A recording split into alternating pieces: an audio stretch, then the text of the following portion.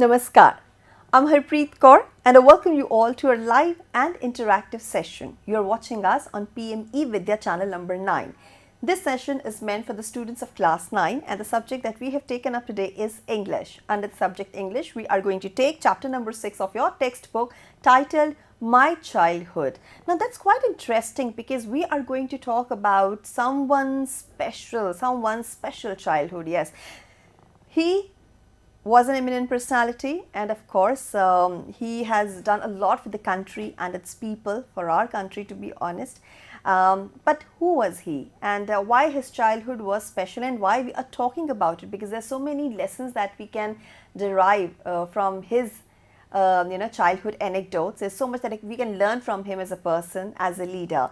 And who was that person? We will figure out in a while. But before that, let me tell you the session is live and interactive. Yes, right now you're watching us on PME with the channel number 9. That means you can give us a call. The phone number is 8800440559. You can also write an email to us, and email ID is dth.class9@ceit.nic.in. In a short while from now, the session will be uploaded on our YouTube handle NCERT Official. So you can watch the session later as well on the same. Now, to have a discussion on this very amazing topic, my childhood, we are joined by our expert. We have with us Dr. Ashwini Sandip Patil. Ma'am, namaskar and welcome to the session. Namaste. And ma'am is assistant professor from Department of Education in Languages from NCERT, New Delhi. And ma'am, it's a mystery as of now for our viewers and all our students that whose childhood are we going to talk about. So why don't you unfold it? Yeah, I would like to unfold it and talk more about the person and his childhood. And as you said, the person is eminent and we all are aware of this personality and we love him a lot and adore him a lot. Yeah. And the personality is Dr. APJ Abdul Kalam. Lovely. The former president of India, a distinct personality and eminent personality, and I would say a very talented leader and also known as the missile man of India. Right, exactly. Yeah. So, why we have taken up this thing, like my childhood, I'm sure this is an extract because Yes. he must be having a lot of things to share with the world. But why are we, taking this topic today and why we have introduced this topic for class 9 students? What's going to be the learning outcome? It's interesting question and I actually adore your interest in this topic as well. Yeah. So, my childhood, here we are going to talk about APJ Abdul Kalam's childhood. And our students in the 9th standard, they have also experienced their childhood. And we are going to, at the end of the session, there is one experimental activity where we have to involve us in that activity and we have to reflect on our childhood as well. Okay, so this is the thing for the students, why the chapter My Childhood is there in our textbook, because our student should reflect on their childhood as well and they should know how great leaders they had experiences in their life and how these experiences shape their personalities. True. So let's now move forward in the session and let's start with some interesting anecdotes from his childhood. Yeah, we are going to discuss this extract, but before that, let me ask two questions here. Okay. Before going to dwell deep into the lesson, let me know, have you ever read any autobiography, biography or a memoir? Well, I have read biographies and not an autobiography as it, but yes, would like to read Dr. Kalam's autobiography. Yeah, so there are these are 3 forms, okay, autobiography, biography and memoir. Okay. And if you have read any one of them, then you may understand differences between them. Okay. And if you know the differences, you may share. Yes. Why don't you email us your replies and if you know the difference between the 3 of them. Well, I know about biography and autobiography. If I'm not wrong, then biography is, writing about somebody's life. there is some other person who writes that down. And when it comes to autobiography, that is written by the person himself or herself, right? Right, you are true. But I don't know about memoir. What is that? So memoir is it is a word taken from French language having a meaning of memory. Okay. So it is a series of incidents which happened that person's life, and he recollects that he or she recollects the experiences and narrates those. Oh. It is written by that person himself or herself. Oh, okay. right. So that is the memoir. Okay. So today, what are we going to do? Are these extracts from biography, autobiography, or memoir? Yes. The present extract is from the autobiography. You mean to say Wings of Fire? Yes. Oh, that's an incredible book. That's an incredible autobiography. Yeah, and I suggest our students and learners do read it once. Yes. Wings of Fire, it is a book written by Dr. APJ Abdul Kalam. It is an autobiography, and he wrote it with Arun Tiwari. Okay, and it is a wonderful autobiography where you will learn many things. That book will inspire you, motivate you to do more in your life as well. And you know what, you have to expand the name of Dr. Kalam, APJ. You know, you have to tell us the full form of the same and just email to us. It's very important because we know that, you know, him as Dr. Kalam or Dr. APJ Abdul Kalam, but what APJ stands for? You know, mention that to us. I hope our students, they will yes. write it in an email or on our YouTube channel as well. Absolutely. So now let's delve deep into this thing. But before that, I want to ask you that Dr. Kalam is such a famous person, you know, till date. I mean, we all remember him for his contributions to the nation, for his contributions towards education, and the way he used to connect with children. I used to love that thing. He was a teacher, and he was a teacher, an academician till his last breath. What were his contributions to the country? If you can throw some light on that. Yeah, sure. So, you know, Dr. APJ Abdul Kalam, we all known him for his contribution in science, technology, and administration even. Okay. Yeah. So he is a renowned scientist and renowned, you know, administrator even. And he worked in political sphere, being 11th president of India. He served India from 2000 to 2007. Okay, and during his that period, he gave India vision, and that is known as Vision 2020. Lovely. Right? So he is, as I told you, 11th president of our India, and we all are proud of his mentorship, of his motivation, and of his work even. Okay. Then he is also known as Missile Man of India. Why? Because he contributed a lot to the missile program of India. Yeah, and he is known as the father of that missile mission of India as well.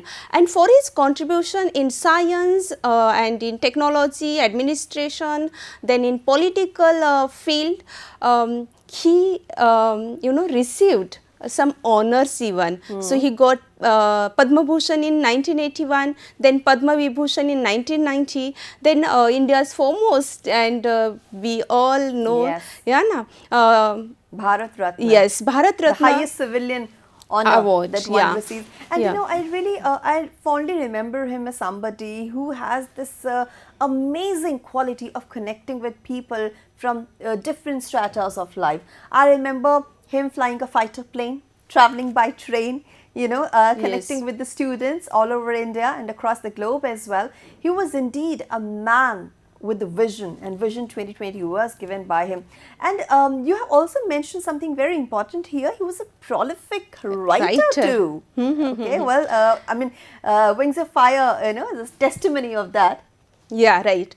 So, being, you know, politician, administrator, and even scientist, he contributed a lot in the writing field as well, and he is known for his writing even. And as he lived life in a simple way, his writing style is also very simple. Yes, Though he educated in you know, local language or regional language, his English is, you know, we should learn from his style of writing.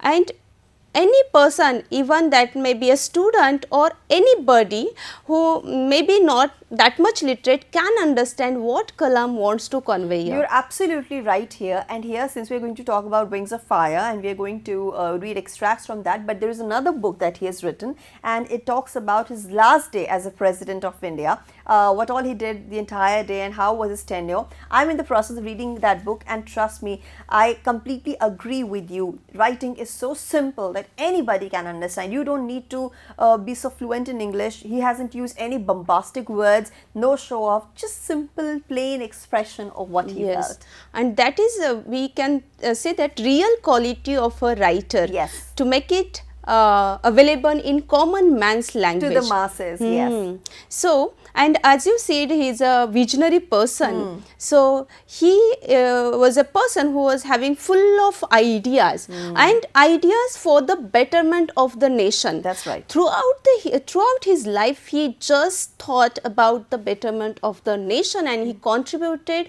fruitfully for that dream even. Okay, so therefore every Indian, he feels proud whenever we pronounce name Dr. APJ Abdul Kalam. Undoubtedly, undoubtedly. Now let's move on to those wonderful extracts that you have brought for us. Yeah. Before that, let me tell you, he wrote almost 25 books. Okay. And among them, really as nice. you said, you are reading one of them. I also read his Wings of Fire, then Turning Points, then maybe you have heard about Ignited Minds. Yes, yes. Okay. So these are some of the books. Okay, and you may try to find out more books which he has written. And don't just find out, but you start reading them. Right. So here we are coming to the reading. You know, we celebrate annually Reading Inspiration Day. Do you know? I have heard of it, but I don't know why do we celebrate it. Okay. So, Reading Inspiration Day, which we call as Vachan Prerana Din. Okay, and we celebrate it every year on 5th of October, which is birth anniversary of Dr. APJ Abdul Kalam. Oh, that's To amazing. pay tribute to his work, to pay, to remember him forever, we are celebrating this day, and we are inspiring our students to read. Reading is not just one day's activity. Yeah. There is one quote in Marathi, दिसा माझे थोडे तरी लिहावे, प्रसंगी अखंडित वाचित जावे. Means every day you should have to write something, and other way you can spend your whole day by reading. Okay, so That's lovely. yeah. So, I mean, when we celebrate these days, these are just reminders that what is the significance of the same, and they tell us to go back to the basics, and here to go back to the reading. Hold a book in your hand, smell this fragrance of fresh pages, and you will have immense joy while doing that. yes, reading is such an activity It's a pleasure, which, it's a pleasure, and it will mold your personality. It will give you a thought also, and all these things will definitely, I heard somewhere that you read for 5 years and you will be an international scholar. Oh, lovely. So, at least 5 years you people have to engage yourself in this reading activity. And also because there's so many people who struggle with fluency in English while speaking specifically. So trust me, when you read, you also improve your spoken English. I have done that. I've personally done that, so I can definitely advise you. I would like to add here, you have to read loudly. Yeah. Read loudly, that will help you to enhance your fluency and your mouth organs. Yeah. They will also There'll be clarity in the words. get habitual with pronunciations. Okay, so Yes. read, and if you like to read loudly, that would be better. And who knows, you can make a career with that, That's going to be lovely. Right. All right. Now let's go to move these ahead. anecdotes. Yeah. Here, My Childhood, it is a first, extract from his autobiography, Wings of Fire. Okay. And in this very first chapter, he talks about his family, about his friends, and about his teachers, and how this community helped him to grow up in having some values and dispositions in his personality. So, here he tells us that his childhood was greatly influenced by this community, his parents, his friends and his teachers. His parents, Jainuddin and Ashia Ma'am, they played a significant role in shaping his character and personality. Okay, and he tells us here only that they instilled in him values like hard work, determination, and honesty, integrity, and generosity as well. In this extract, he tells us that his father was not that much literate. He was not highly educated person, but he was a wise person. Okay, and his father used to avoid all the luxurious things. Okay, and from his father he learnt many lessons. His mother, instilled in him a deep kindness. His mother, he tells us here in the lesson that his mother used to feed everyday outsiders, which we can feel today it is impossible. Yes. But in his village, his mother used to feed, used to provide food every day to the outsiders. And he tells us here that he inherited honesty and self-discipline from his father, while generosity and faith in goodness and deep kindness from his mother. Lovely. Yeah. And here he tells us something, that he believed that every child is born with some inherited characteristics into a specific socio-economic and emotional environment and trained in a certain ways by figures of authority. Means what? Here he tells us that every child gets some sort of emotional and social environment, and that child gets habitual with those things, and that child tries to learn something from those incidents, those happenings around him or her. Here Kalam tells us his childhood was it was good and secure. Okay, so he got that type of childhood due to his parents. Okay, so this is about his family. In the next para he tells about his friends. Okay, so he had 3 close friends, Ramnath Shastri, Arvindan and Shiv Prakashan, and all of them were from orthodox to Hindu Brahmin families. And you know that Abdul Kalam, he belongs to Muslim Tamil family. Okay, but in his village they used to live together harmoniously, and his friends were from Brahmin family, even though they were sharing everything. And he deliberately tells us here that these friends also shaped his personality, shaped his life, helping him to develop a sense of equality and non-discrimination. Wow.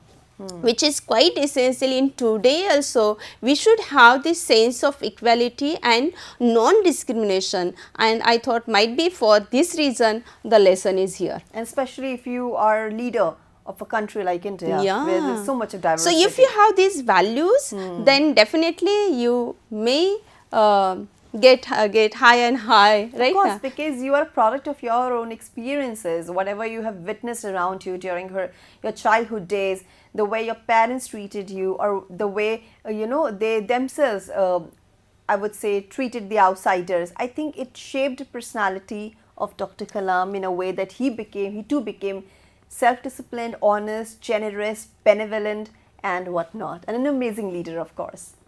Right. And after he wrote this autobiography after at I think his age of 50, after crossing 50, and still he remembered those things that his friends contributed in his personal making of his personality, his family contributed. That sense of gratitude, right now, that sense of being thankful must be there in our personalities as also well. He got elephant's memory, I must say, because he could remember those incidents so vividly that he mentioned them in his book. So here in this extract he spoke about 3 incidents. Okay.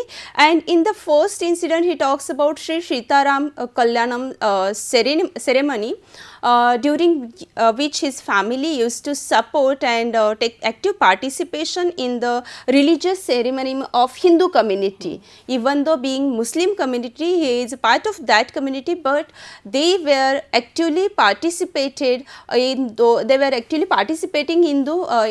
Hindu ceremonies as well. And this incident he tells us here, and how his family used to arrange boats, okay, to carry that Lord Ram's idol to the pond. That pond is known as Ramatirtha, okay. And here he learnt that we are in an environment where there is unity in diversity, right? Okay. And moving forward, he tells us one more incident about his a teacher, and that teacher was new to the school, and the teacher observed that Kalam is a Muslim boy and he is sitting along with a Brahmin boy, and his teacher asked him to move to the last row. Okay, and but Ramnath Shastri and Kalam both, they get hurt, and they talk this incident with their parents, and the parents address the incident openly, and that instilled the value like that we all are equal. Okay. So, the Ramnath Shastri called the teacher and gave him a warning and said that you should not teach students such a types of discriminations. Okay. What a healthy environment that was. So, he learnt about that unity and diversity, and that he experienced that incident. So, some people were there, even today we have such a people. Okay. But again, one more incident that is inspiring one. His science teacher Shiva Subramaniam Iyer, he was also from Orthodox Brahmin family, but he never discriminated on the basis of religion or caste or on class. Okay, so he narrates that incident here as well, and he tells us about that he wanted to move ahead for the higher studies in the district headquarters in Ramnathpuram. Okay, and but his father and mother, of course, when child wants to move somewhere, we parents become panic. But his father was, he was a wise person, and he told his mother even that you should not treat our children in a way which I am going to quote the quotation. But here his father supported him and gave example of a seagull. Okay, so seagull even flies alone high in the sky, right? Now. So, like that, our children also want to fly, they want to achieve something, and he convinces Kalam's mother, quoting Khalil Gibran's quotation, saying that your children are not your children, they are the sons and daughters of life's longing for itself. They come through you but not from you. You may give them your love but not your thoughts, for they have their own thoughts. Lovely. At the best what you can be the wind beneath their wings. Yeah. So, here letting them to go and fly, this is the thing which I remember Malala's speech. Yes. And in her she got Nobel Prize, and in her speech she said that her parents gave her courage to fly alone, and that is here also. And here Khalil Gibran, he is an American poet, and you also read about Prophet, his well-known book, which is translated in more than 100 languages. Lovely. So, another exciting, I would say, activity for our kids out there. Okay, and I hope you learned about this lesson. These are 3-4 incidents prominently he wanted to tell us, and we should learn from these some moral lessons. The first incident, which talks about unity in diversity, that India is a country where there are multiple languages, multiple religions, right now, but we have unity in diversity, right? And second is about non-discrimination. Though there is a variety, though there are many classes, many castes and religions and languages, we should live together, having the sense of brotherhood and non-discrimination. So these I think 3-4 lessons we should take up with ourselves and grow in our life. Absolutely, never discriminate on the basis of caste, creed, religion or gender,